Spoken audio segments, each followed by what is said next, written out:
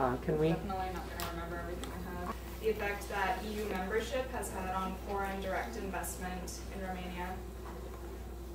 So first of all, what is foreign direct investment? It's basically investment of foreign assets into the domestic structures, equipment, and organizations of another country. Examples of this include mergers, acquisitions, capital inputs, which is basically a fancy term for transfer of technologies, intellectual property licensing. Foreign direct investment has a lot of benefits for investors, such as lower corporate taxes, lower income taxes, preferential tariffs, special economic zones.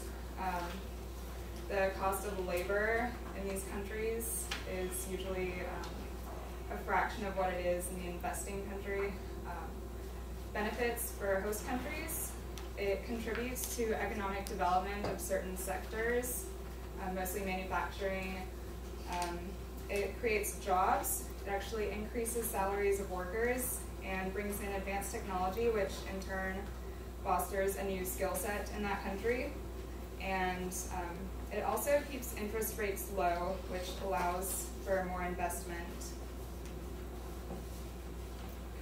So, as for Romania's EU accession, they actually applied for consideration starting in 1995. Finally, in 2000, negotiations were opened, and they started trying to adopt the acquis communautaire.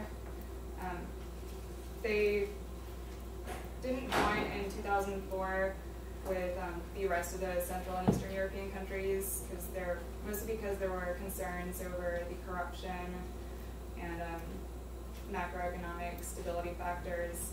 So in 2005, they finally signed the accession treaty in April, and in 2007, they were granted membership along with Bulgaria.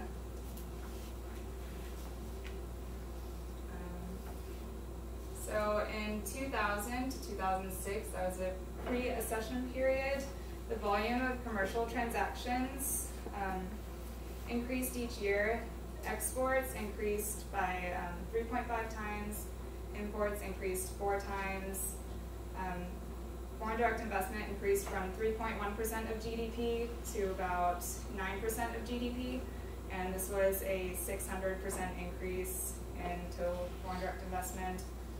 So I didn't actually read this anywhere in my research, but it's just my opinion that the foreign direct investment increased so much because of signaling effects, which is basically when one party conveys some meaningful information about itself to another party. So basically, Romania joining the EU signaled to other countries that they are working towards financial stability, and they're trying to improve.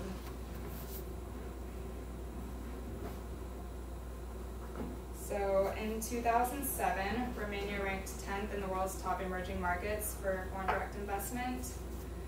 This is because it's got an educated labor force. The labor is still relatively cheap compared to other countries in the EU, especially Western Europe.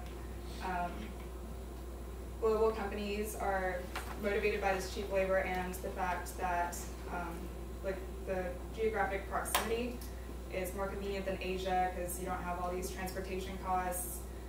Eastern Europe has more reliable quality standards. It's also, you don't have many cultural boundaries.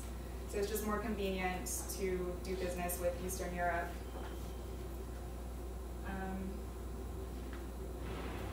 So FDI actually fell by 48.8% in 2009 to $6 billion. And this is mostly due to the global financial crisis. Nearly all sectors were hit by it, except for the automotive sector in Romania. It still remained pretty strong. The total stock in 2009 of foreign direct investment was $78 billion, and it's projected foreign direct investment is projected to grow to $11 billion in 2011. And complications, corruption. Romania is ranked 69th by Transparency International's Corruption Perceptions Index. It has a score of 3.7, and basically a score of 10 means it's highly clean, 0 means highly corrupt, so it's pretty low down there. And the government lacks clear and coherent policy concerning FDI.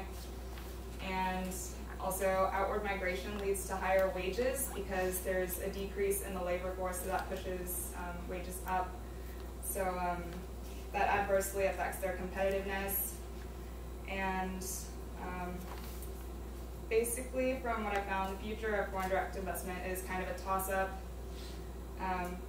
Romania is set to join the Eurozone by 2014, which will make doing business with Romania better, but at the same time it is getting more expensive, so it just depends on which effect is going to end up being stronger.